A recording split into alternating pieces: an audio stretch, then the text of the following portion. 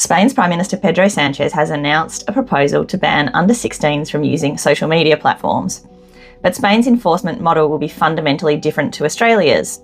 It will require companies to implement effective age verification systems. Not just checkboxes, but real barriers that work. Australia's under-16 ban sits on top of a centralised regulatory structure, which has been in place for a while. You've got the Office of the Information Commissioner handling privacy and an e-safety commissioner who has broad powers to oversee online safety.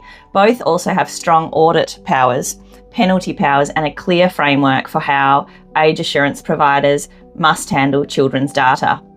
Spain doesn't have that kind of single entry point enforcement. Instead, it will have to stitch together the proposal within the EU regulatory framework. Platform obligations and fines will run through the Digital Services Act, which is enforced by the European Commission. How age verification data is processed will fall under the Spanish Data Protection Agency, so they'll be able to make their own decisions on how that will work best for Spain.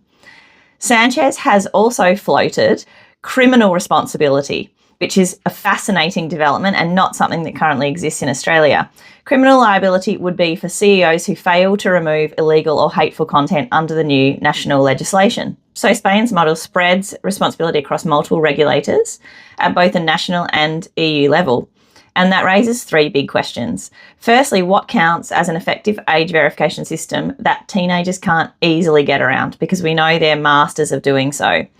Secondly, whether splitting enforcement across the Digital Services Act and the Spanish Data Protection Agency and new criminal laws will slow things down compared to Australia's more consolidated model. And third, whether personal criminal liability for executives will actually change product moderation decisions, or if it will simply push the risk downwards without addressing the design incentives that make platforms so addictive and risky for minors in the first place. Spain's proposal could reshape the European debate on youth online safety. The question now is whether a multi-layered enforcement model can deliver the outcomes that politicians are promising. Of course, we are well aware of our limitations. We know that this is a battle that far exceeds the boundaries of any country.